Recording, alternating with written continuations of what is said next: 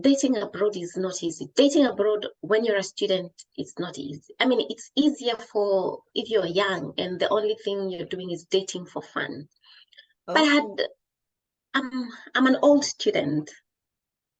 So I'm not dating for fun. Like Staki going for clubs and that's not my life.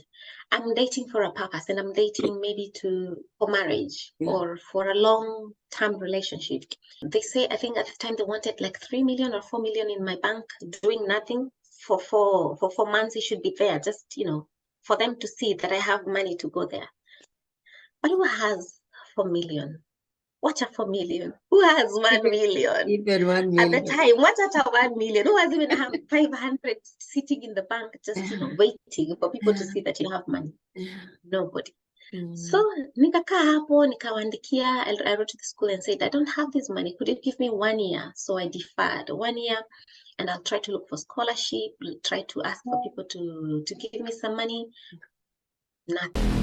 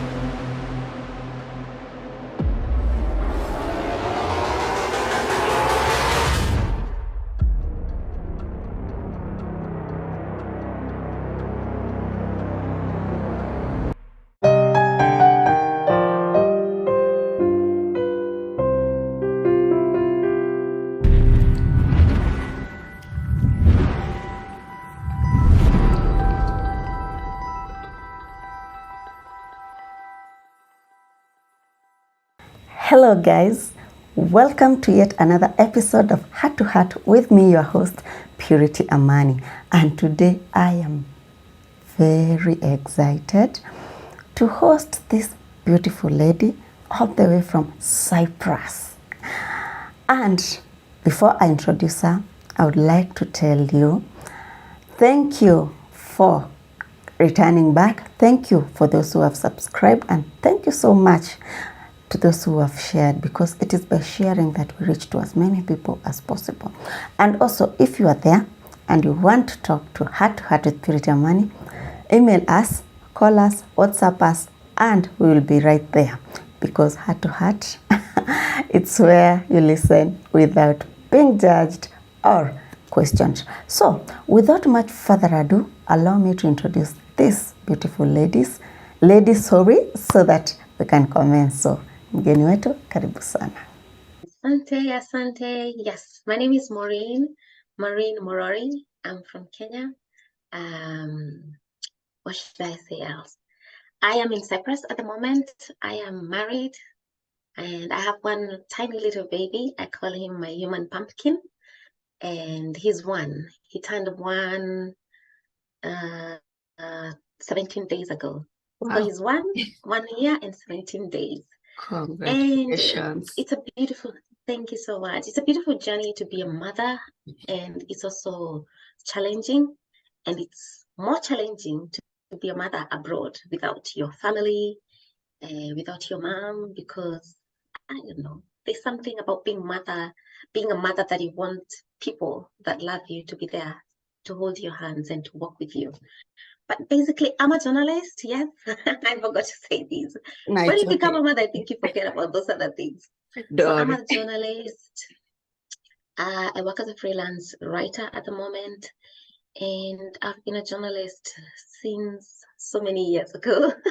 Okay. And I would say more than 10 years. 10 years I've been practicing journalism, and basically that's a little bit about me. Okay, so here at Heart to Heart with Purity Amani, what we do, we don't just want to know the older you, want to know the inner you. So what we do, we give you the platform, because maybe there's something when you are a kid or when you are a teenager that happened that maybe might be affecting you without you knowing. Because you say, once you start opening up, in you, you'll feel like, because our work is healing hearts, emotionally, mentally, so that you can also start facing, maybe there's some challenges and this, then you get to know, oh, I don't deal with this because when I was young, I did not deal with that. Or maybe this happened, that's why I'm feeling whatever I'm feeling at the moment. So that's why we usually give you a platform so that you can give us a brief story about you since you got to know yourself. I can't tell you since you were born because you didn't know yourself by then. But yeah, since you got to know yourself, schooling, the raising, up to now, up to how you reached and where you are right now, because we might get to know why you're feeling like you needed to be near your family or something like that. So we can work with you, because we always say heart to heart with Purity Amani is where we listen without judging, so that we can walk the journey of healing, no matter the small. Usually say hako kadogo ndio wanga kanatengeneza a big mountain. But if you can heal even the smallest bit of it, don't ignore it, because many people ignore that small thing, of which brings problems later without them knowing. But once you talk, then you get to know, oh, there's that small thing that affected you. Let's deal with that so that you can be completely strong emotionally and mentally, because also journalism, it needs a mentally stable person and a mentally strong person. So my dear Maureen, I love to call you Molly. Is that okay? Yeah. Molly is my family name. They call me Molly. If Okay. I hear you calling Molly, I know you know me. Okay. If you call me Molly, I'm like, okay, so we are professionals. Yeah. But So, Molly, I love Molly. So let's go with Molly. Okay, let me call you Molly, because you're now practically heart-to-heart family. So my dear Molly, the platform is yours. Ama niseme kwa Kiswahili, uwanja ni wako. Take us through. Okay. So I'll do this in English. Maybe once in a while I'll be throwing Swahili words. Okay. Hapakule, as a Kenyan. Yeah. So, nilizaliwa so many years ago, but I'm sweet 16. And I was born someplace in Meru. So I'm from Meru. My parents are Meru. My mom is Meru from Chuka, and my father is Meru from, I think, Imenti Central. I'm not very certain, but that is how we found ourselves. But we were not in Meru per se. We grew up in Nanyuki and Timau. So my grandmother, my maternal grandmother, lived in Timau. So we grew up there. And my paternal grandparents were in Meru, Imenti Central. So growing up, we are 4 in our family, 3 sisters and 1 brother. And it was a nice childhood. Of course, there were challenges here and there. My father was never there because he was in the army. And at the time, they used to be sent to Iraq and Kuwait and Sudan.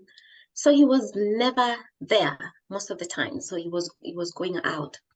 My mother was a constant figure in our lives. She's very hardworking, and she was doing so many things. She's a civil servant, and on weekends, she used to go and sell mitumba. Oh, and my younger sister loved helping her. For me, on the other hand, I used to go there, but I think I'm not very good with small talks. I don't know. Maybe I am, maybe I'm not.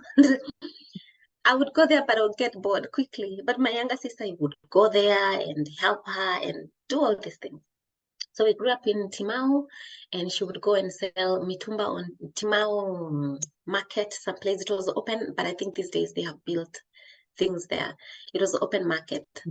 And then we used to go to school someplace in Nanyuki. So in the morning, early in the morning, 6, 5, we were up, take a matatu, tunaekwa kama mboga na kama chicken. Matatu imejaa already.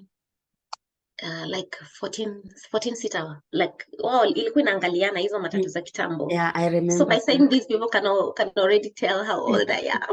Yeah, I can relate because I'm used to that too. Yes, so hizi matatu za kuangaliana 14 seater, but sometimes hata zilikuwa inakalia like 20 people. Or even and then now the kids watapangwa kwa hiyo line, you know, that road where you hold. Kuna mizigo ya watu wa mama wameenda kwa soko, na pia nyinyi mko hapo tu kwa hizo mizigo. Kama wamenunua mboga ama chicken, unaweka tu part of the mizigo and would pay 10 bob from where is it to stay, 10 shillings to Nanyuki, and it was a lot from Timau. There's some place called Motedia. So we would board the matatu and go to Nanyuki.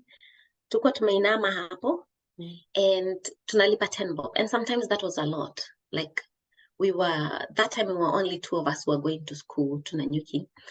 It was a lot to my mom, but also to us, because we want to save a little bit to kukula ngumu. That time ngumu was the thing, the in thing. True. Tule tu ngumu tudogo. So yeah, we would hide uko stukua wengi, unajificha katikati ya wengine ndo to save that 10 bob. Then you will buy ngumus for everybody else who helped you to hide. Anyway, so basically that was my tiny little bit background there when I was a child. Then I finished primary school. I went to high school someplace in Chogoria Girls. 4 years. It was a nice time, but I felt it was very strict for me. Chogoria Girls is very strict. Yeah, true. Because it's a very academic oriented school. Not that I was not very good at academics, but I felt they were too strict. We would wake up at 4 to go for preps, for morning preps. That time for me, my head was more creative to write things. So that I started writing when I was in high school. And I used to have like a small notebook that I would write romantic novels. And during prep time, this notebook would be passed from one student to another, and they would read and make comments there, and it was beautiful. So I finished high school, and then I go to Kenya School of Mass Communication in Nairobi. I did journalism there for 3 years, the diploma, and then eventually I got a job when I was in my last year of college. That was back in 2009, and I was working for a church organization. And then I finished college, graduated, and sometime in those 2011, 12, I went to university. And because I had a diploma, I only did, I think, 3 years or 2.5 years of university. I got my bachelor. I worked at that church organization for 5, almost 6 years. Unfortunately, there was no other place for me to grow. I was the communications officer, but there was no other level. It was just me, and that's it. And there was nothing else also below me. I was the only person. So when I started, I took this role from ground. So building it from 0 to where it was after 6 years. But there was nothing else left for me. And after 6 years, you feel you need to grow.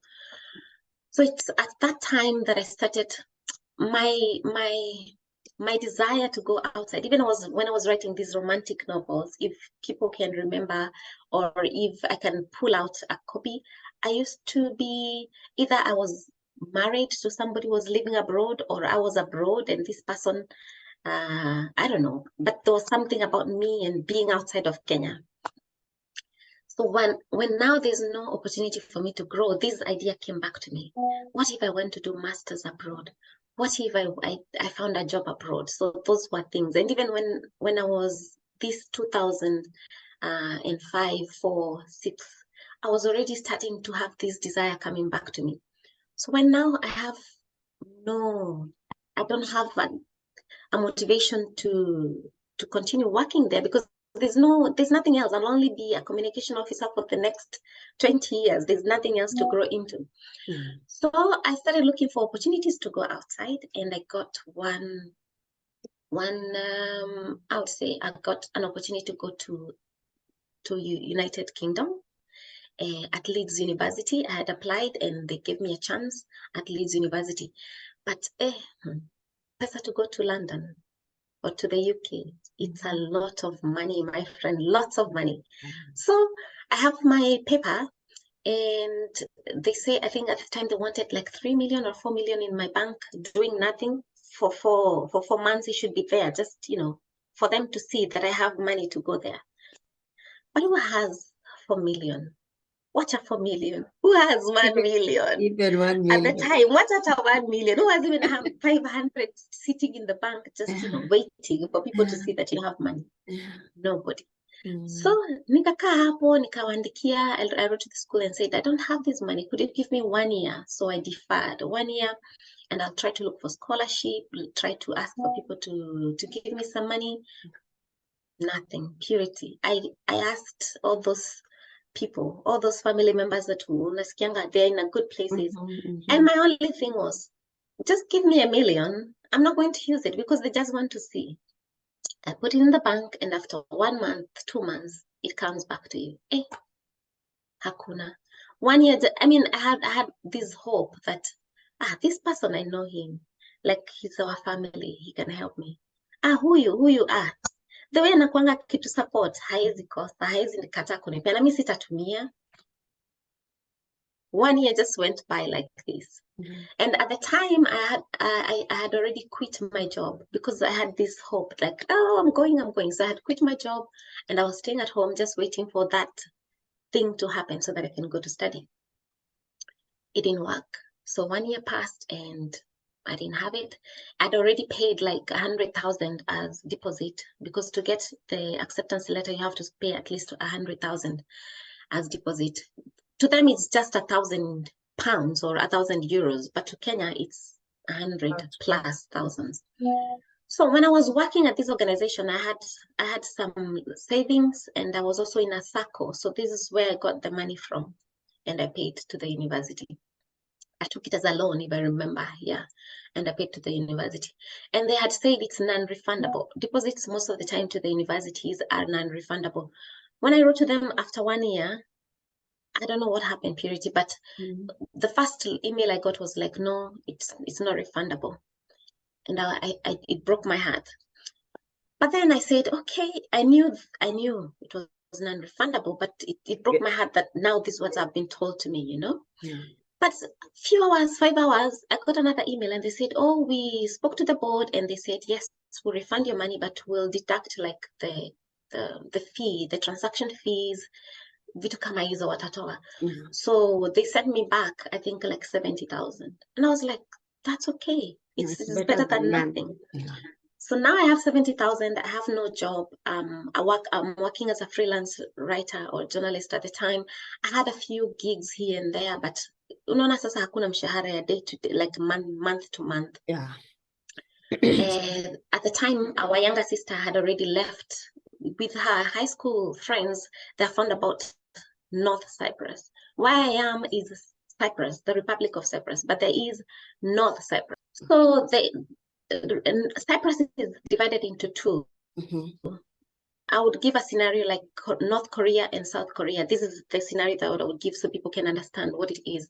In 1974, kulikuwa na war kidogo. This is just a background, and the Turkish-speaking Cypriot people went to North Cyprus, and the Greek-speaking people were left here where I am at the moment. But when my sister went to North Cyprus, and because of that situation, North Cyprus is a bit cheaper to live in, because even though it's in Europe, because of this political problem, they don't count it as a country. They see it as a Turkish-related extension of Turkey. So she had already left for North Cyprus, and she told me, she gave me this idea that you can come here and do your master's. It's cheaper and it's possible. And she had an education agent who had helped her to go there. And I went to that agent and I told him my story, that I have this money that was sent back to me from the UK, if you can help me to apply to a cheap country. So cheap, according to the countries they were working with, North Cyprus fell into cheap. So he helped me to apply to North Cyprus. Thankfully, I got a scholarship, 100% tuition scholarship, but this does not include your food or accommodation. So this, and you have to pay also the deposit to show that you have some money. So that's 70,000, and I got some money from my mom, put together, sent now to North Cyprus. So I got the admission and I applied. You apply for a scholarship, and I got a scholarship.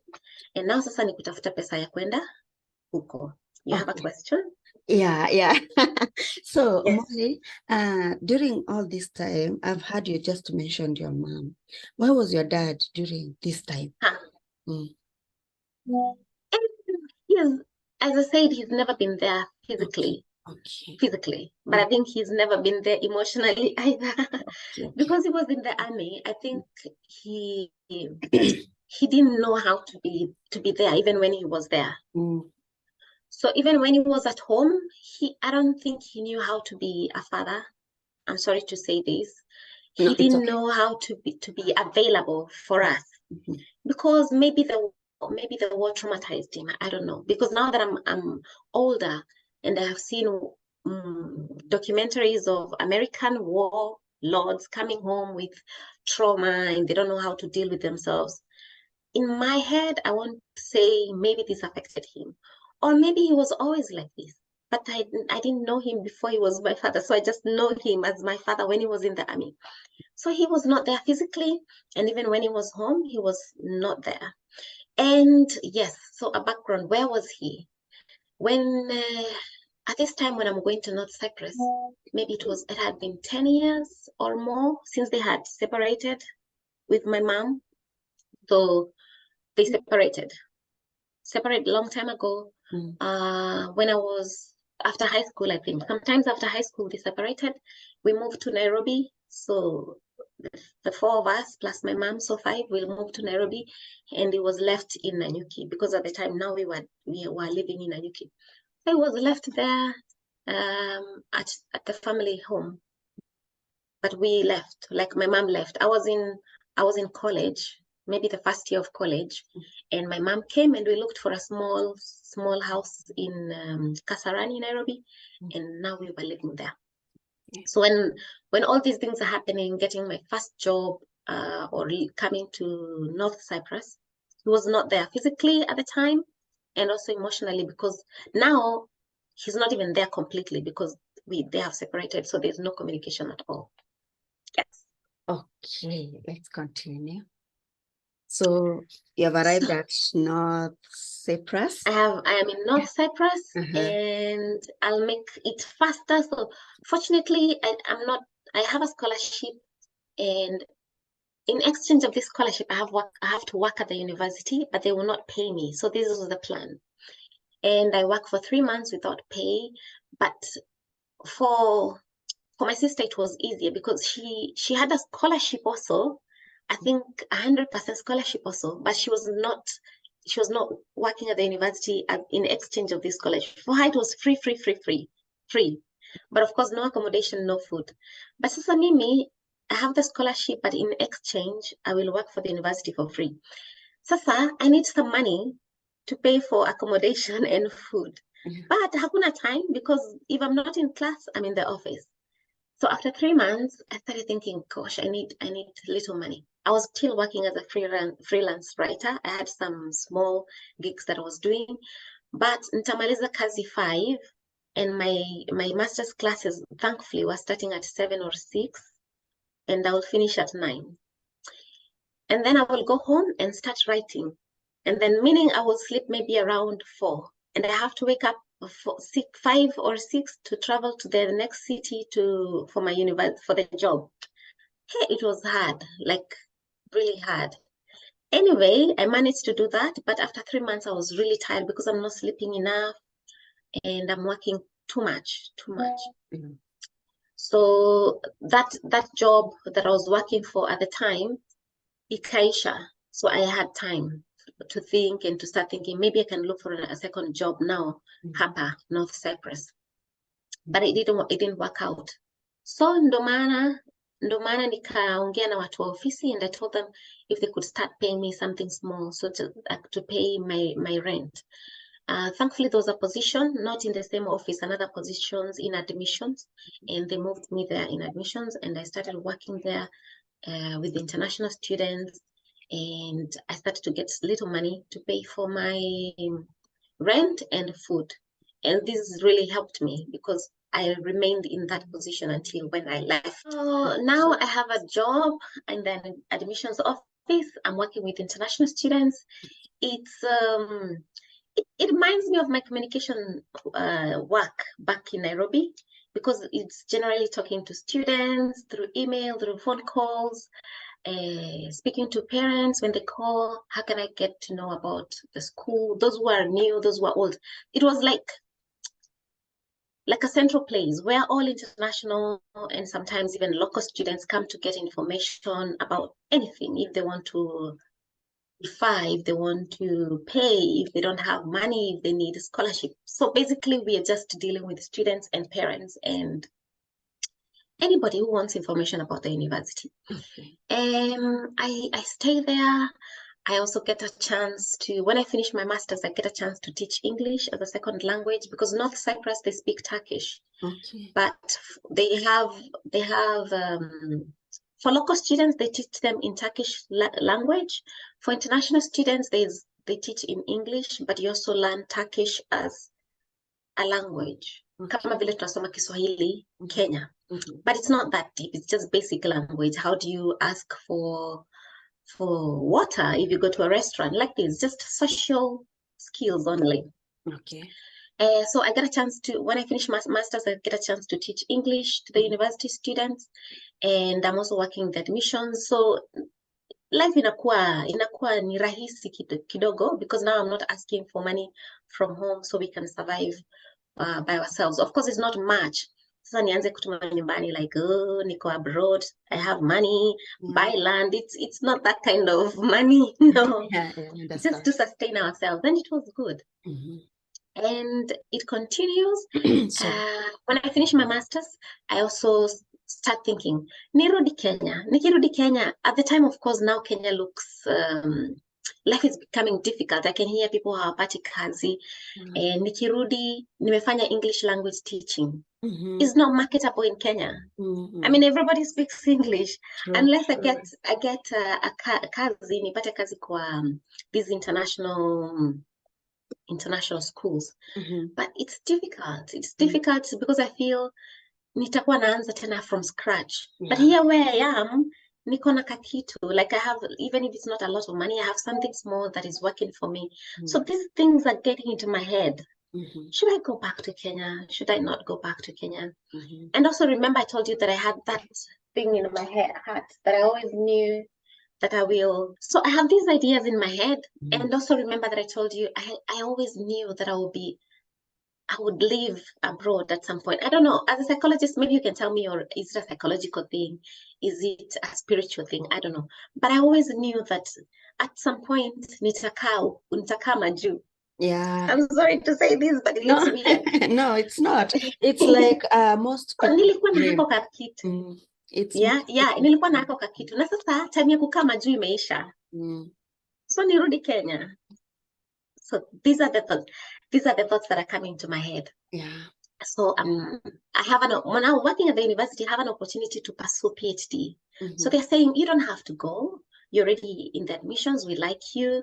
You don't have to worry. We'll add your salary. You're already teaching English. So don't worry. You just do your PhD and then you transition from admissions into a lecturer, full-time lecturer. And this idea looks nice. It looks very nice. And so I enrolled for PhD. But then I don't start because I'm working in the admissions. It's easier. Unaona sasa kuwa ndani kwa system. It's easier to defer, to not go to class because you're already there and they know you and they like you. So the reason why I'm applying for PhD, maybe people will ask, is to stay in a new country, you either have to have a student visa or an employment visa or some kind of visa. You cannot just stay like that. Watakushika wakurudishi kwenu. Okay. So for me to get a student visa, I have to be a student. And because they cannot give me work visa, because work visa, it means wataanza kunilipa kama minimum salary, which means itaenda juu, but hawataki. So they have to Okay. retain me as a student. So we talk with them and they say, okay, where apply for PhD, get your student visa and continue working for us. And you don't have to go to class and you can do this. I mean, they can assist you. They can assist you to stay there as a student, even though you're not going to class. I hope I'm not siwaharibi jina, but this is what was happening. Yeah. So anyway, I don't stay there for long. So I apply for 1 year. I don't go to class, and it's beautiful. I don't go to class. I'm just going to work and socializing and just having fun because hizo siku zingine nimekuwa nikifanya kazi sana sana. Anyway, I'll not dwell on that. So during this time, so people will ask, how did I get a baby and a husband? So during this time, this is my first time sharing this, so it looks weird. I have never told anybody. Okay. Nothing is weird at Heart to Heart with Purity Amani. I told you, nothing is weird. So, yeah. When I was out here, I was thinking I need to start dating because, hey, dating abroad is not easy. Dating abroad when you're a student, it's not easy. I mean, it's easier for if you're young and the only thing you're doing is dating for fun. But I'm an old student, so I'm not dating for fun. Like staki ati going for clubs and that's not my life. I'm dating for a purpose, and I'm dating maybe for marriage or for a long-term relationship. That's just that you're in the university. The people that you're with, are young. Yeah. And those that are in the same class with you, some of them, especially if they're from Africa, some of them are married back at home. So wako hapa tu kama students na watarudi kwao, or they will bring their wives or their husbands at a later date. And the locals, you don't speak the same language, the culture is different. I don't know, where will you even meet them because you're busy? So I went online and I decided to start looking for people online. It's called OkCupid. So I put my profile on OkCupid. Okay. Oh, OkCupid, okay. Yeah. So I put my details there, and there you have a preference, from what area do you want to meet these people, like location, how far should they be from you, how far do you want them to be close to you? So for me, because mahali nakaa, and also because I'm working in the admissions, I'm thinking I don't want people to see me huko kwa OkCupid, and then when I put the admissions and they see me, they'll be like, we know you, we have seen you from somewhere. Yeah. So ninaeka distance, like far distance. Ndo sasa wanafunzi wasinione huko tena wakuje wanichongoe huko kazini. So nikaeka far distance. So far distance means I put like this other side of Cyprus, where I am now, not where I was. So nikaeka another country, like the neighboring countries. Nikaeka Turkey, Greece, not Jordan, Israel, and Cyprus, now the Republic of Cyprus. So that those are kind of when you're kombali. So how profile yangu itaonekana na wenye wako karibu. Maybe they were seeing it, but yeah. So I put that long distance, and now naanza kupata watu, we start chatting. Some of them, when they hear I'm in the North Cyprus, and because of the political tension between North Cyprus and South Cyprus, I said, no, I cannot come there, sorry, and inaisha hivyo. Also, I was also had this thing in my head, because surrounding countries, Turkey and Israel, Turkey, they're more, I have nothing against them, but I also wanted somebody with a religious background that we can understand each other. Yeah. So hata tukianza kuongea, and I feel like you're very religion oriented, like you hold your religion deeply, and we are from different religions. So naona tu hatutaendelea. So I'm just telling you some of the things that you look out for when you're dating online. Yeah. It's just like physically, but now you have to have parameters or like filters. So anyway, I think I met one more person before I met my person today. This person was from Cyprus, this side of Cyprus, and he came to see me, and it was good, but it didn't work out. I think 3 times he came to see me. it didn't work out. So ikaisha hivyo. I think it was just a matter of he didn't feel the same vibe, I didn't feel the same vibe, so tukaacha kucommunicate. But when he was coming to see me, there was another person also was writing to me. This person is my husband today. But because I was already seeing this other person, I didn't write back. I said sitaki kusumbuka, because sometimes when you're talking to different people, you don't know who you told what. Tuko wapi kwa like nilikuambia, I mean, there's a conversation already going on. I had already tried, but I felt I was getting lost in the conversation. Like tulikuwa tunaongea kuhusu maybe how I am a journalist, na mwingine tulikuwa tunaongea kuhusu what I like in life. They're not related. Or how Kenya is. But sasa nikianza kutext, nasahau who I told what. So sometimes I'm repeating the same things, or they're true, but conversation inakuwa haiwezekani. So I decided to put one person on hold and just talk to one person. And so when he imeisha, ndo nikaanza kuongelesha mwingine. It's when he had sent me, I think it was in September, but when I responded to his message, it was in late November. And then tukaanza kuongea na yeye.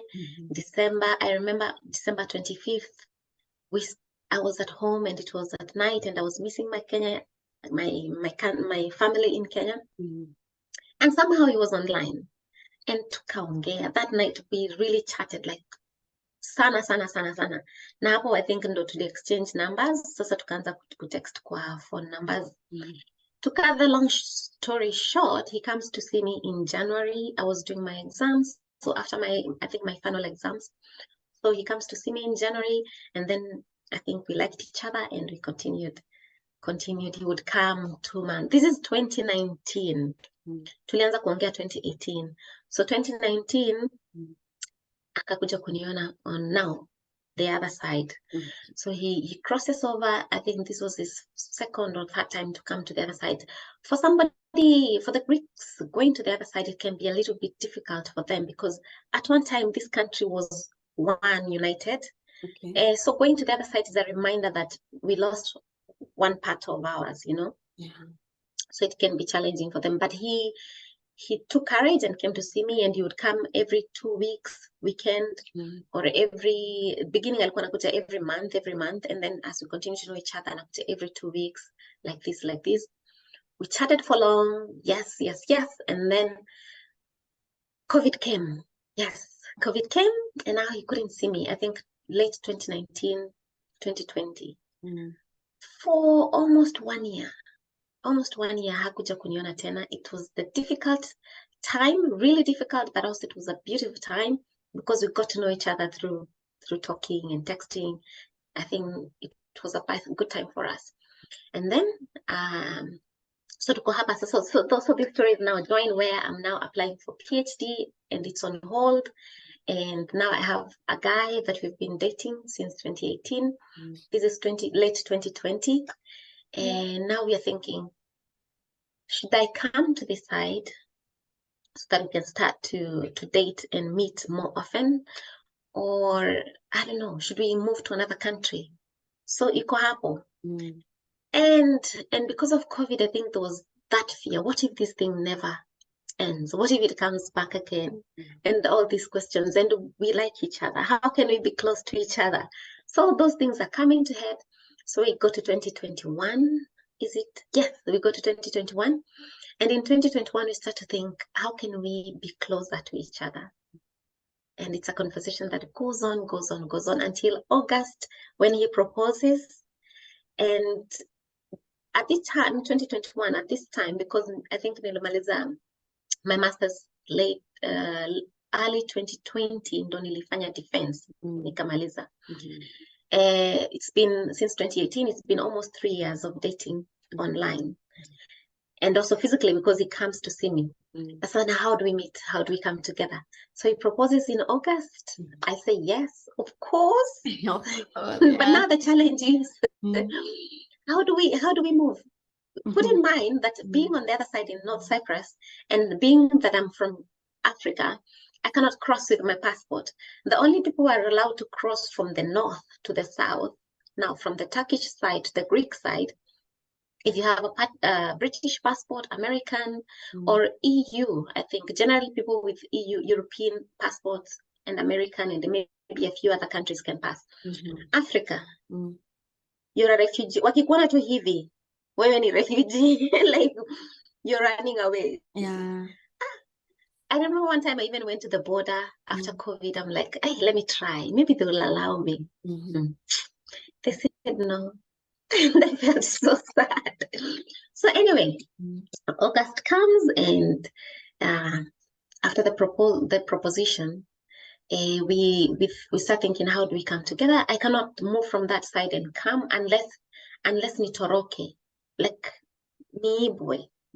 Na kiniiba nilete huku, it means I actually become a refugee. I lose everything that I ever had. I cannot go back to Kenya willingly. I cannot have a passport, Kenyan passport. Like my identity yote itaisha hivyo. Yeah. So nikasema no, I cannot do that. So let's just do it the right way. So that's when we decided to go to Kenya and get married. And we did that in December 2021. December 21, we got, Congratulations. Oh, thank you. So we come to Kenya and we get married in there. And now we start the process. It's a long process. Because of COVID, visa application process is not easy. Anyway, thankfully, thank God, we do all the paperwork, and my husband now had to stay with me for 3 months in Kenya to wait. 1, so that I can have a new passport. 2, now using the new passport, I apply for visa as a spouse, because due to COVID, I could not travel to Cyprus as anything else. We tried as a student. I even applied to universities here to come and do my PhD or another master's or even a bachelor degree, something. But because of COVID, they said, no, we are not giving visas if you're not a family. So how can he make me family? We get married. Of course, I'm not saying we got married because of visa, but it was in the process. The easiest way was for me to get married. So we get married, I get a spousal visa, and they only give me 45 days to come here to visit. And then I go back to Kenya. But thankfully, when I come, we are able to find a job, because you can change your visa from traveling to working. I find a job and I'm able to change now my visa, and thankfully I stay. When I stay, that's when we realize we have a baby in the belly. Wow. So, again, congratulations. So that's the story. But now the reason why we were going all the way, it's because of what happened before the baby. So when I was in Kenya, I had decided to go for gynecological checkup. Okay. And I didn't feel anything at the time when I was going to the hospital. I didn't feel anything. Nothing took me there. I was just like, sijaenda for so long because I've been a student there. I've not gone for so long. I just need to go for checkup. And when you grow, if you have passed, for me, I say, if you have already started menstruating, it's good for you to have a gynecological checkup, because as a woman, vitu zinafanyika huko ndani, unafaa kujua ni nini zinafanyika. So I go for a checkup. And when I'm lying down there on the table, I tell the doctor, by the way, these days I feel like I pee a lot. Like I'm not able to hold my pee. I'm going to call it pee because it's more acceptable than the other term. So I'm not able to hold my pee for longer compared to when I was younger. But in my head, I'm thinking, wow, this happens to all women. Maybe because I'm becoming older. Some people will think now I'm 50. But yes, maybe because I'm becoming older, that's why I cannot hold my pee for a long time. Because I remember when I was young, we are traveling, I didn't need to go. I could even hold it for the whole day, But nowadays, nikisikia tu hivi kidogo, I have to go. So I told him, please check, because I think maybe I have a bladder problem. So he presses my tummy. He's like, I don't think it's a bladder, but I will send you for scan. I'll send you for scan to check, but I think you have fibroids, he says. but I have to be certain. So end off a new scan and then come back. So now I've always had fibroids. I have friends who have had fibroids.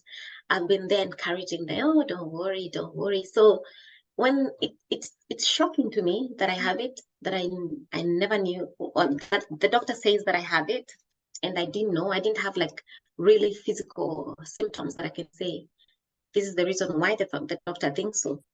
So the same day, just in the next room, I go and I do a scan, and it comes out very fast. I take it back and he looks at it and he says, yes, unfortunately, you have fibroids and they're really big, like really, really big. And so we had gone with my husband. I say, he asked me if I have somebody. I said, yeah, I have my husband. So he said, bring him in. So I bring him in. And now he's telling us, you have fibroids and they're big. Like, I see they're like 3 or 4, but one of them is very big, like 7 centimeters. And then he asked, do you want to have babies?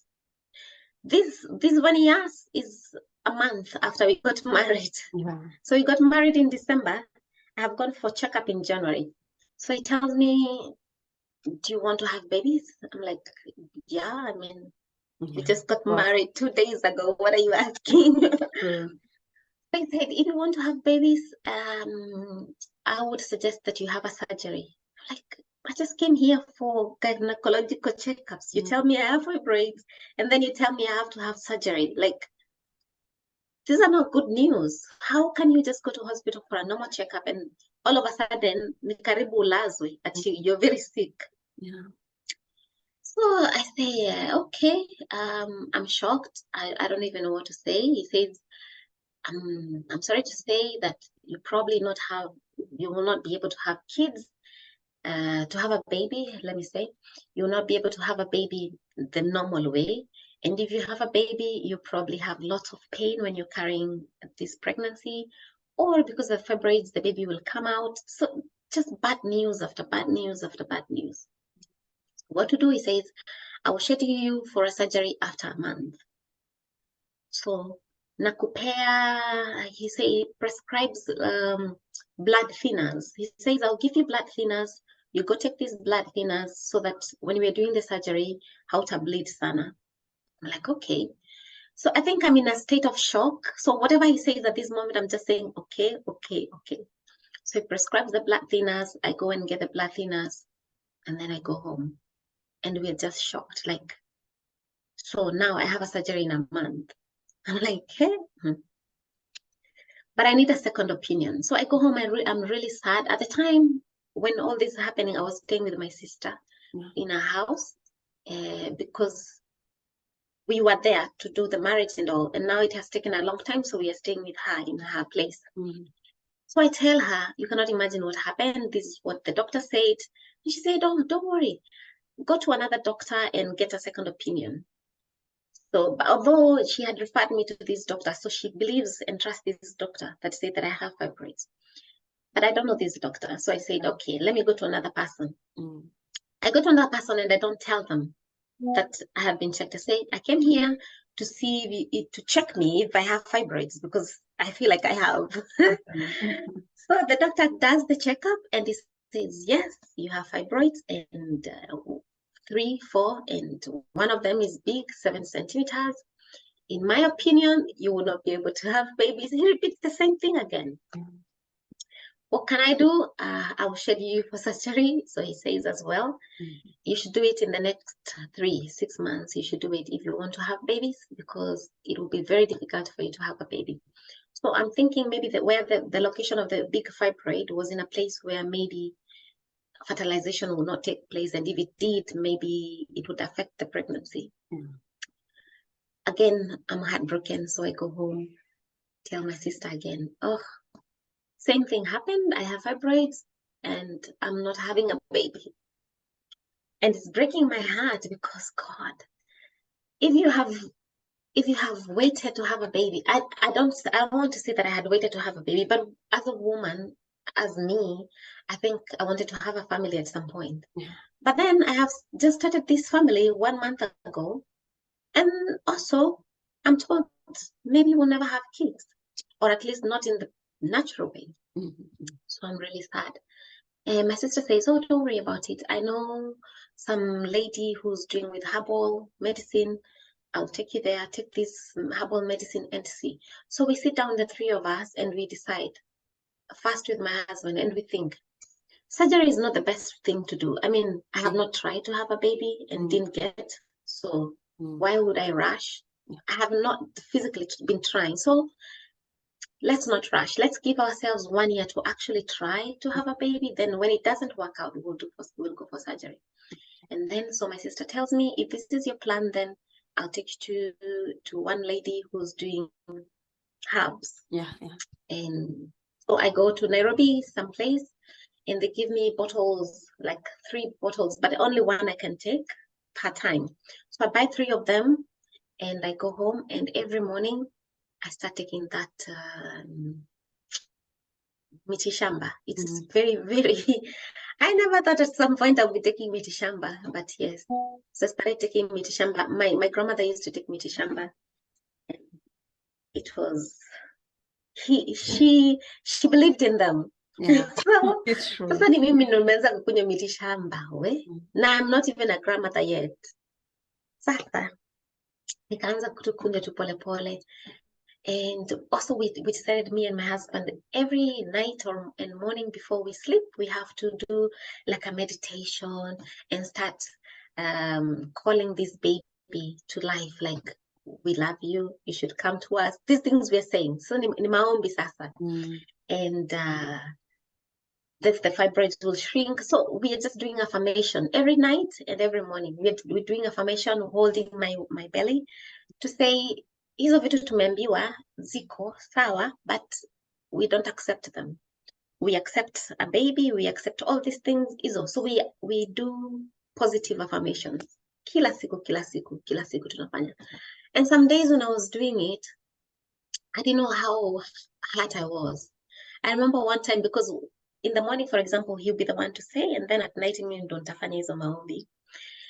But at some point, I couldn't do it. I just hold my belly and cry and cry. I'm like, and I think at those times when sasa tunafanya meditation and praying, that's when I realized how hurt I was, how sad I was about the fact that maybe I will not have babies. Nalia. So he would take over and say those affirmations on my behalf, and then tunamaliza and we move on with life. And me running to get a passport, running to get some documents that we need for visa. Yeah. So this is our life. And then we get everything else, and we come to here in Cyprus in February. When we come here, it's very cold. In North Cyprus, it's cold. This other side of Cyprus, it's colder because it's also freezing. But it's my first time in the snow. So I am happy. We go to the mountains to play. Happy. And then I realize, it's like I didn't have my periods. What is happening? Oh, maybe it's the weather. Maybe it's because it's very cold. No worries. But then I jokingly, I tell my husband, I don't know, but I feel, even though I had this, like, for people who have fibroids, the ako katumbo kachini, what is it called? The tummy. The small part of the tummy after the not umbilical. Abdomen. After now, mkonya inaitwaje? Abdomen. Kitovu. Chini ya kitovu. When you have fibroids, that's where chini ya kitovu. I think it's different for women, for most women, but for me, chini ya kitovu, I had gone to the gym. I was doing sit-ups to make that part of the belly become tight and muscle up, but it could never do. And now I know why. It's because something was inside. Yeah. Is everything okay? Yes. Okay. It's because something was inside. Fibroids. So, and then anyway, so we come here and I'm going to the snow. I'm playing in the snow. I'm so happy. I don't have periods. And I tell my husband jokingly, I'm pregnant. But because tulikuwa tumekuwa hizi vitu kwa akili, you will not be pregnant so easily. He says, no, it's not possible. How possible? No, it's not possible. Yeah. I tell him, the way I'm feeling, I feel different. Like, yes, my belly hapa chini ni kubwa, but now it's becoming very firm. Like, it's becoming firm. It's like, ni kama niko bloated. This is the idea I would give. Like, ukifinya hivi haifinyiki. Kitambo, sawa nilikuwa na hizo fibroids, but ilikuwa inafinyika. Now, haifinyiki. And I don't know if it's okay to say, my breasts, I'll call them in the biological name, they are different. Nikiguza hivi hata nikienda kuoga, like if water runs on them, they are really, really sensitive. When you put your bra on, you just don't want anything touching that area. Because so I tell them these things to say, maybe they were forming food. They were preparing food. Yes. But for me, also these signs can be confused for your periods because these are the same signs that you feel when you have periods. True. So anyway, we just brush it off. But when we go to the city the next day, I think I tell him, we're in the pharmacy and I tell him, let's just buy the pregnancy kit. And he says, are you sure? I say, yeah, I think so. So we go inside, we buy the pregnancy kit and we go home. It's at night and I know you should measure it in the morning. So I wait in the morning, he's gone to work and I measure it. But I don't tell him the good news because he said, oh, wait until we do it in the evening together. I say, yes, I'll wait. But when he's at work, I cannot hold it. So I'm like, oh, I have to do it. So I do it, but I don't tell him. I do it and I saw the lines. I'm like, yay. I couldn't believe it. Like, what? These people said I couldn't have baby. They should see this. I was so happy, like this. I was so happy. I can imagine. I saw the line. I was alone in the house, but I was jumping everywhere. Oh God. Yeah, really nice. So, but during the day we text each other and he's asking, did you do the test? I'm like, no. Now I'm smiling and my cheeks are hurting. Justin said, I have not done it. He said, I don't trust you. Like you the way I know you. How can you be that patient not to know what is happening? I said, no, I'm waiting for you. But kumbe najua. So when he comes in the evening anyway, I show him and he's excited. We are happy. We're having a baby. Eventually, through these affirmations, prayers, and maybe even this mitishamba helped. I don't know what really helped, but all these things put together, they helped. So now we have a baby, but I mean, in the belly. But then we have been told that, hey, when you have fibroids and you have a baby, you might bleed too much, the baby might come out. I mean, there were so many negative things when you have fibroids and when you become pregnant. So we look for a gynecologist here and we go, and also she confirms like, and she tells us, you have fibroids, like they're really big. How did you become pregnant again? Like, you see, now it's like a miracle. Hey, it's okay, it's nice, but two things will happen. One, you cannot give birth naturally. Two, there's a possibility you might lose the baby. Three, you might have to be bedridden because of the pain, kind of pain that you will feel when the baby pushes on these fibroids. So that interaction might cause a lot of pain. Some people have to be bedridden. So you have good news, but also very bad news, because how do you handle all these things together? Anyway, I carry the baby the whole time, no bleeding, no bedridden, just a normal pregnancy. I would say normal because I don't know if it's normal or abnormal, but just I was working at some point. Up to 7-8 months I was working, so I would say it was normal. There's nothing abnormal that really happened with me. Yeah. So I go, mine. I'm not delivering naturally because daktari amesema it will not be possible, and I don't want. I know your body can do what you command it to do. I know from here you can tell your body, sawa, daktari amesema hivi, but this is how it will go. And we had already done it by already conceiving, so we knew we can do this. But you don't want to risk because labda haka tu umepewa ndo kako ka kwanza na kamwisho, because wamesema it's very difficult to have a baby. So I didn't want to risk ati now I'll push my body so that I can give birth naturally. So the doctor says you have to go for C-section, and I am confused. Not confused, but my body is feeling hizo vitu zote. I think when you're pregnant, I don't know, when you're pregnant, you think you will go the natural way. Maybe some people want to go the natural way. I would have wanted to go the natural way.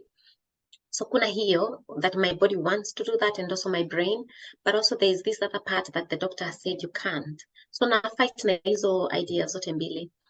And I cannot even get myself to look at C-section, how it's done, because inani affect nikiona vile mtu anakatwa, vile unadungwa hiyo sindano and unaganda. So I had fears. So siku ikafika ya kwenda kupata mtoto. So we go very early in the morning.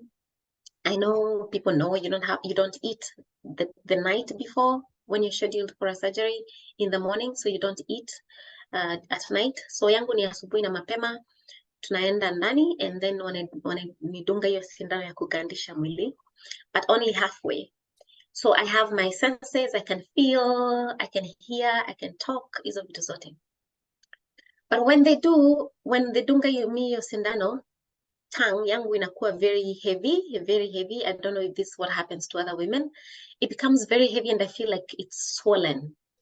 And now I cannot swallow my own saliva. That is when I start to be anxious. I cannot swallow my own saliva. I was really anxious. Nikaanza kufikiria about death. Niko kwa hiyo kitanda. Sasa nitakufa. Sijaona mtoto wangu. Sasa nitakufa. And I don't know where all these death thoughts came to my head, and I became so anxious. And then I talked, ulimi ni kama ni mzito kabisa, but nikamanage kuambia daktari, I cannot swallow my saliva, please help me. At this moment, I'm just asking for help. I said, I feel like I'm going to die, help me. And then she looks at me and she holds my hand, and also my husband is on this other side. Na akaniambia, no, this is normal, this is what happens, and we are here for you, so don't worry. And the other thing that I felt was, I could feel them pulling my belly, like hizo vitu zote kuvutana, unasikia wakikukata. I would use feel. You can feel wanakukata, but you don't feel the pain. And I think also your body, I don't know how to explain this, but for me, I felt like my body was going into shock. That in my brain knows, ukifanyiwa kitu kama hivi, you should feel pain, but I don't feel it. And also this one also increased my anxiety. Kwani hizi vitu zinafanyika huko chini nini? Like, mbona sisikii uchungu? My body wants to feel that pain, but there's not that pain. Honestly, I don't know if these other women fight with this thing, so I'm just putting it out there. Maybe people will come and tell us I felt the same way, so that maybe somebody else who will go to give birth via C-section, they will not feel the way I felt. But for me, I felt there was no pain, but I felt very anxious, and I had lots of fear. And the fact that I didn't have pain, this made me feel really, I don't know, a burden in my heart and in my head. Anyway, it was safe. So the baby comes out, it's good, and ako salama, ninaonyesha mtoto, and then akapelekwa mahali pengine, kuoshwa, kupanguzwa, kupimwa, kuchekiwa if it's okay. He's a boy, so they checked everything. So now we left me and the doctor, and they have to stitch me up. And I think because of fibroids, this is after when the doctor told me, I think it should take maybe 20-15 minutes according to the gynecologist. But for me, maybe it took like longer, 45, maybe even an hour. I don't remember exactly. But it took longer for me because alisema my womb was really big. Even when nilikuwa naenda checkups, alikuwa anasema my belly was bigger than normal because of fibroids. But honestly, if you ask me, I looked normal. I have seen people who are really big when they're pregnant. But she told me my womb is really, really big because of the fibroids. Nasema tabia mtoto. So kustitch up was a bit difficult, and she had to take a lot of time so that ndo afanye vizuri. Other than that, there was no complications in the surgery. Nikipelekwa kwa room, hapo ndo uchungu iko. But this uchungu comes, I think, when the numbing injections start to wear off. Yeah. Uchungu sana, like it was very difficult. It was very painful. I couldn't lift myself. And then the worst experience is when they come to press the belly, sijui kutoa sijui nini, vitu zimebaki huko ndani. Ai. I thought nilisikia uchungu hapa. Ni kama nitakuwa mwendo wa simu. Yani uchungu, huwezi explain. But generally, I would say this was the hard part, is when I was taken to my room, and because of C-section, maziwa haikuji, has haraka. And then, I mean, I don't know if this is also the session to say this, I realized I have like flat nipples. So, hizi vitu, because of COVID, walikuwa wameacha kufanya one-on-one sessions za prenatal. So unfortunately sikupata prenatal classes. So for me nilikuwa najisomea na nilikuwa na application kwa simu ambayo ilikuwa inaniambia, but I never got to know about the flat nipples or inverted nipples. I had this before because tukua high school kuna msichana mmoja, girls bathe together. Alikuwa anatuambia ama alituonyesha nipple yake inaingia ndani kwa skin. Badala itoke hivi inaingia hivi ndani. So I had known this one, but sikujua kama inaweza kuaffect up to the point that unapata mtoto na kunyonyesha, and how difficult that would be for when it comes to breastfeeding. So when you have a flat one, haitoki, the nipple haikui pointed hivi, unless you really massage it to give a stimulation ndo itoke. Sasa mi sijui, so tunaweka hapo mtoto, and it's difficult for the baby to pull. Kwa sababu tena ikikuwa very heavy, like ndani kama ni mzito zaidi, even the flat nipple becomes even flatter. Inakuwa ni kama part of the boob, hakuna hapo nipple. So I really struggled there, really struggled, mpaka nikatoka kidonda, like really bad.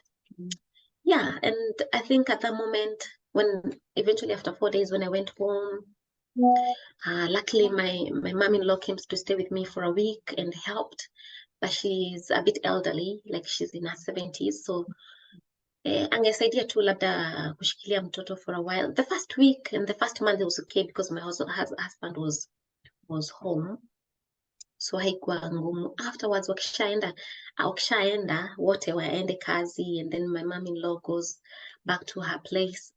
It was hard kufanya hizo vitu. You have C-section. It was painful. I mean, I think for me the pain sasa yenye nilisikia ni after the birth, not during birth, not during pregnancy, but after. This is where it was really difficult. Okay. So in the hospital after this C-section, so the doctors did not remove the fibroids after? No. No. You see, even when I was going for the pregnancy checkups, yes, I had already known, my gynecologist had already told me that hataki kuzitoa during birth, kwa sababu there are two things. Hakuwa nataka I could bleed. The reason why I couldn't give birth naturally actually was the fact that she thought if hizo fibroids zishikwe, mtoto akitoka, I might have internal bleeding. And when you have internal bleeding, they can only cut you up to wazirudishe, like wakusaidia kutoa your blood. So that's why I couldn't give birth naturally. And so then she told me she cannot do a surgery to remove the fibroids at that time because she's afraid of bleeding. Okay. So maybe it's a thing here in Cyprus. I'm not certain. But also she told me, I would really love for you to have babies first, because now we know you can actually have babies. Kama unataka wawili, watatu, just have the babies, then we'll remove the fibroids later. And because for me, my fibroids don't affect me physically. I don't have like painful periods. I don't bleed too much, but I would say bleeding has increased in the recent years before birth, bleeding had increased. But it never occurred to me that I have something that is causing me bleeding to increase. Maybe that they need to be natural as you grow older, bleeding in increase. I don't know. We just give reasons why your body is behaving unnaturally. And I would like for women, when you see something that is not natural, bleeding, something, ni heri tu upate a second opinion. So no, she didn't remove the fibroids because of the fear that of bleeding. And she would, even now I still have them. And she even suggested if I want to have babies, more babies in the future, I shouldn't remove until, because I can carry the baby and full-term pregnancy healthy, I shouldn't touch them until you're done with close that chapter out of babies. Okay. So yeah. My dear Molly, I love that name. So how has this affected you? How has it affected you? Like positively, negatively? Fibroids or? The whole of the journey since you had the news continuing up to now. Has it affected you positively and how has it affected you negatively? Okay, so positively, I would say, before I had fibroids, I had friends who told me, oh, I had nimeenda kwa hospitali na the doctor says I should give birth as very fast ndo aweze kutoa hizi fibroids. And I never understood how that feels, you know? Or when a woman says, I'm trying to have a baby and you can, I don't know if this is positive actually, but let me put it in the, like, it's a positive effect. So when women share with you stories that they cannot have babies or they're having challenges to have babies, or at least they cannot even have babies because hana mtu na daktari amemwambia pata mtoto ndo tutoe fibroids. So I had a few people who talked to me, like 3-4 girls, ladies, who told me niko na fibroids and at the moment I'm looking to have a baby, ndio nitolee fibroids. And you say sorry, oh, I'm sorry how you feel, blah, blah, blah, but you actually don't feel it. You don't know this pain they're going through. But when I was told I may not have a baby, I felt deep pain and deep sadness that, you know, unaishi tu maisha ukiamini when you get married, after marriage, a baby, or whatever comes first, maybe a baby and then marriage, it doesn't matter. But if having a baby is one of the things that you want to have in life, alafu uambiwe you can't have or you will have it in a difficult way, it breaks part of you. So I would say part of me was broken. But when I was able to overcome this through the prayers, the affirmations, and the miti shamba, it helped me to feel this pain that those women feel when they're struggling to have a baby. When now I cannot even ask somebody, mbona hujapata mtoto, even if they've been married for 20 years. You will not hear me ask this because I know it's not natural. It's not easy. Now I know if somebody tells me I have fibroids, I know how it feels because I still carry them. So I would say I'm in a better position to maybe advise somebody else who's going through the same way. Negatively, how did it affect me? I would say, I think just emotionally, emotionally wrecked when this was happening, when I was told I couldn't have a baby. I would say when they first told me, I went into shock. I didn't feel anything. I just went into shock. I was blank, just like this. I was just looking at my husband and I'm asking him, kama tutapata mtoto, then what? Just these questions I was asking. I was just blank, really. Until when now we go sisi peke yetu, tukianza kuomba, that's when I really cry. That's when I feel like, hey, there's a possibility tutapata mtoto, and then what do I do? It was just confusion and lots of pain and deep sadness. But thankfully it didn't go on for so long because I was told in January, and in March, or late February, early March, nikifika huku, actually I think it was in mid-March, then I realized I was expectant. So it was a short period from when I was told that I will not have a baby to when I actually am pregnant. But within that short period, kuna hizo like deep sadness and frustrations and feeling like maybe I'm not a woman enough. Hizo vitu zote. And also asking God, like, hey, you know, like I have not like done really crazy things as a woman. Mbona napata hizi shida? Mbona ni mimi? Mbona nilingoja for that long to have a husband, and then when I have a husband and when I want to start a family, you know, I'm told I can't. So I'm asking all these questions. Yeah, I would say this, just questions after questions and feeling a lot of sadness, I would say. Yeah.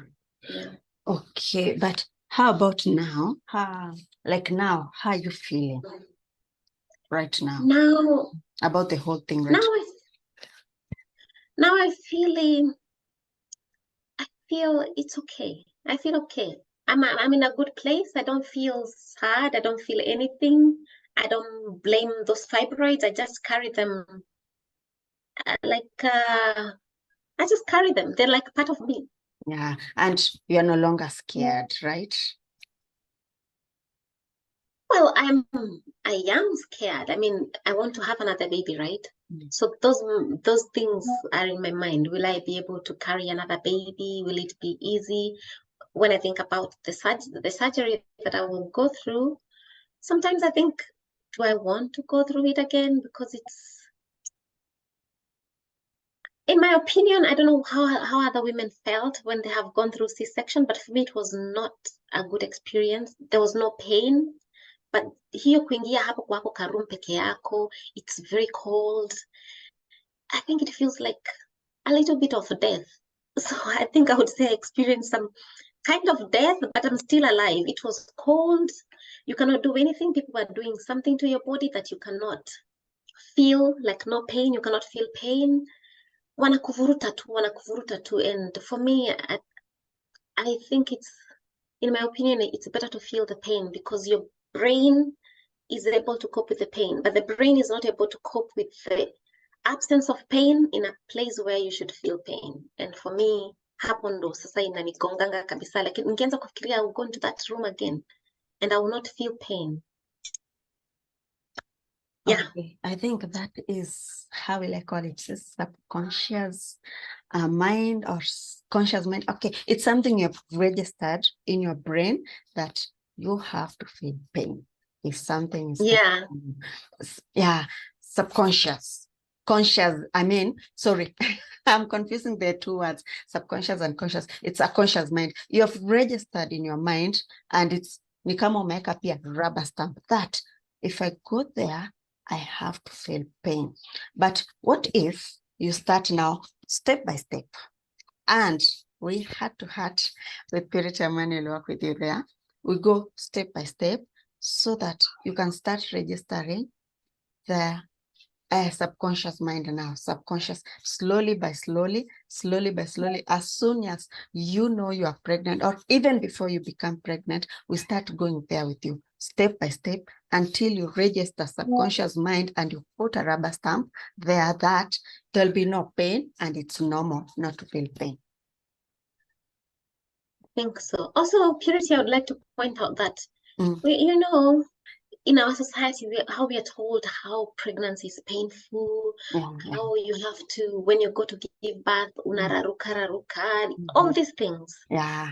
It's there in your head. Yeah. So when you go to that room, na halafu haifanyiki hivo, you feel like maybe something is not okay. I think this is the reason why, because my body, my brain, everything knows, like you have rightly said, that I should feel pain. And maybe also it's how I've been brought up. Maybe I lived in a painful environment, maybe not physical, but emotionally. And now when I'm in a place where there's no pain, I have feel to like you're abnormal. Yeah. Yes. So I have to look for things that bring pain into my life. Emotional pain sometimes. I would not physical. I hate physical pain. Whatever vile nasema, maybe if I had given birth naturally, I would be very maybe more scared. You would think that huyu msichana anapenda physical pain. I hate physical pain. But maybe emotional pain I can deal with, and maybe this is what I was looking for. Maybe, I don't know. You can tell me because you are the person. Okay, yeah, I can feel whatever is in your mind is conscious. So we have to remove it because I understand even the kids, like now you said your son, akigrow saizi ukimwambia hiyo kikombe inaitwa kapu, not a cup, kapu. Even 50 years later, it will still be, atakuwa na fight nayo. Because there are some things we were taught by our parents when we were young, up to the moment, unajua kuvaa nguo ya red kwa mvua, hakuna kitu takufanya, but you still fear. Unaona, you are told usifagie usiku utafagia baraka. You see, you are now a grown-up person, you know, hautafagia baraka, but still una fight nayo. Unaendanga kufagia kitu tu inakuvuta. That conscious mind nakwambia, wewe usifagie usiku, unafagia baraka zako. So it's the same thing as you. When you are growing, you are told a woman must scream while giving birth, a woman must, you know, kuraruka and all that, a woman must this. So wewe umegrow ukijua hivyo, that lazima nihisi uchungu nikijifungua mtoto. So now you are faced with this situation where your mind is telling you something. There's that conscious uko ndani inakwambia, ai Molly, mbona usikii uchungu? Kwa nini? You're not normal. Mbona usikii uchungu? Mbona usikii uchungu? And then you trying to fight that and trying to come into contact with the reality that, yeah, I'm not feeling pain. Unapata inakuaffect. Inakuwa even more painful, not physically, emotionally. And it's dangerous, actually. It's dangerous. So that's why we will start to introduce subconscious mind. And we put a rubber stamp. We make sure to make a rubber stamp hapo ya kukuonyesha Molly, it's okay not to feel pain. It's okay not to experience emotional pain. Molly, it's okay not to feel that, you know, physical pain. So you'll register it, and by the time you go to for your second delivery, you'll be okay. Yeah, I think so. I think so. That'll be good because I think, yeah, I need to wipe that part out of my brain completely. Yeah. Positively.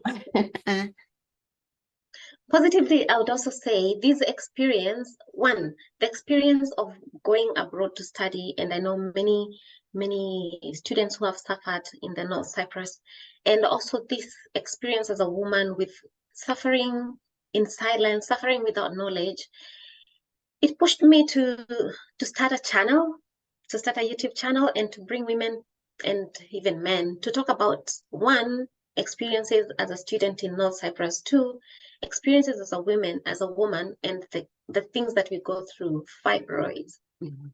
I know somebody else who went through PCOS.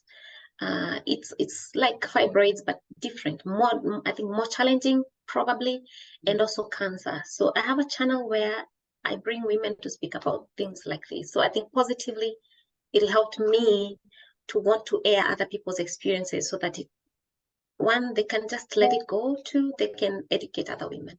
Yeah, kindly, Molly, before I ask you another question, tell us about your channel, the name, and yeah, so that people can also get to know, because maybe there's someone there mwenye anataka kujua maneno na ajui pale anaweza ipata. So kindly tell us the name of your channel, and also guys, go there and subscribe. It's an awesome channel. They do awesome stories, awesome experiences, and it's educative. So kindly tell us the name and also encourage people to subscribe. Okay.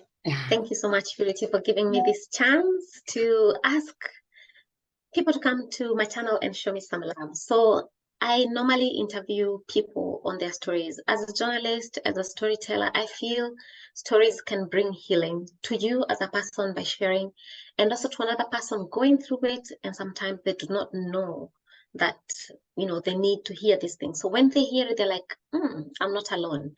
Or, wow, I need to go and check a doctor because I felt this thing, and this is what she felt, and this is what happened to her. So I think it's good to keep on sharing these stories. So it's called Story Molly. So just simple Story Molly. Molly.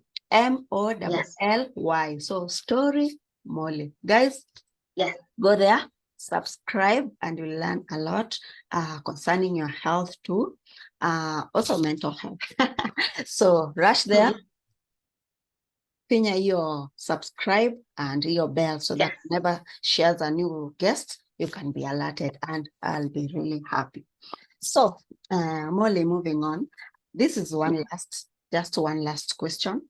Do you feel like you hate your dad, or do you feel like your dad, the emotional pain you're feeling right now, do you feel like your daddy changiad, let me use that word so that most can understand it. Do you think like your daddy changiad to that emotional pain? I would say yes. I would want to say no, but it's a yes. And is it a shame? Maybe it's a shame, or maybe not. But he was not there physically, and when he was not there emotionally. So, and when he was there, he also caused us some pain. There's nothing we could do that was good enough. Ukienda upate 80% kwa mathematics, mbona ukupata 100? Kuna mtu alipata 100.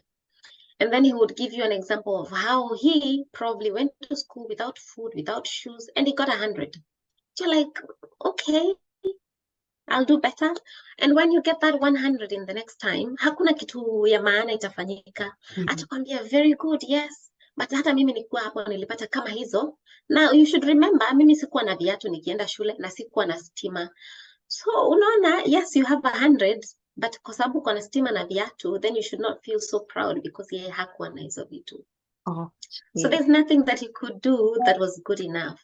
But also where I am, maybe if you had asked me this question, maybe when I was in high school and college, I would react in a different way. But I've also done some self-healing. I read a lot. I know I don't want to carry him like now into my life. I don't want to keep saying, yeah, ndo alifanya nifanye hivi, ndo nisikie hizi vitu zote. I know those things still affect me, but I don't want to burden myself carrying his cross. I have left that for him to carry and to deal with. And I normally say, if he calls me and says he needs some help, I would help him. But on a regular basis, like, hi, Dad, I miss you. What is happening? Is it raining there? I don't do this. Because somehow you'll find a way to bring back this torment. Atasema tu kikitu, no, ulikuwa in a good place, and then you'll go back to 10, 20 years ago. So I know he's still my father in terms of siring, but is he a dad? Is he a daddy? Yeah, I don't think so. And I hope he doesn't see this because I wouldn't want to hurt him like that. No problem. We usually say, what you talk sincerely, it's what brings about healing. Because if you hide things and when you are alone there, maybe in your room, your hubby is not there, the kid is asleep, then you start thinking about him and you feel that little pain, that's what brings about in the way nachimbua, stress, depression, because there's something that you have not healed. But the way you have spoken about it in a kutoka, that's what you usually say, take it away. Take it away means talking is taking it away. By not talking, you're putting it in, and it will continue being heavy, and at one point it will explode. Because at a volcano wange inabeba a lot. Then after mahali inalipuka. So that thing you feel that is not a big deal, it is. You might feel that it's not a big deal until you talk about it, then you're like, yeah. And it was a big deal. So this thing was hurting me without me knowing. But the moment you open up, even maybe he might see and say, so I was hurting my kids and I didn't know. Maybe he was doing it unconsciously. But after hearing you, you'll be like, so I was hurting my people. I was hurting my kids and I didn't know. To him, he might not know because you have never told him. You have never opened up. So it's hurting you without him knowing that it is hurting you. Maybe he hurt you unknowingly. And until you tell him, or maybe he hears it from someone else, he will never know. I'll continue thinking that he's a good dad. He was a super dad. Even wondering, why my kids far from me, mbona watoto wangu walijidistance na mimi? But he doesn't know. That's why I usually say there is power in speaking. There is power in speaking, because it brings about the hidden things, and it solves some things that maybe if you will realize, if I talked before, I would have been completely healed. But don't worry, that's why Heart to Heart with Purity Amani is here. And we will walk with you step by step until you are completely and fully healed. So I want to say thank you so much for giving us this opportunity. Thank you. We don't take it for granted. We are very humbled. And should you feel that you need to talk more, we are always here for you. So allow me to say bye. Thank you so much, Purity, for your time. You're most welcome. You're most welcome. Thank you so much. You're most welcome. So, our dear viewers, that was Maureen, all the way from Cyprus, and she has shared with us her story, her journey until where she is now. So, you looking at us, what are you waiting for? Pick up that phone, email us, WhatsApp us, call us, let it go, let it away, take it away, so that we can be at peace. Because I always say a peaceful heart, it's a peaceful mind, a peaceful environment, a peaceful community, and a peaceful country. You see? So don't die with your problems. Don't die with your stress. Don't die with that past that is hurting you. Call us today, because as I always say and will continue saying, Heart to Heart with Purity Amani is where you talk without feeling judged or questioned. Till next time, allow me to say bye-bye for now.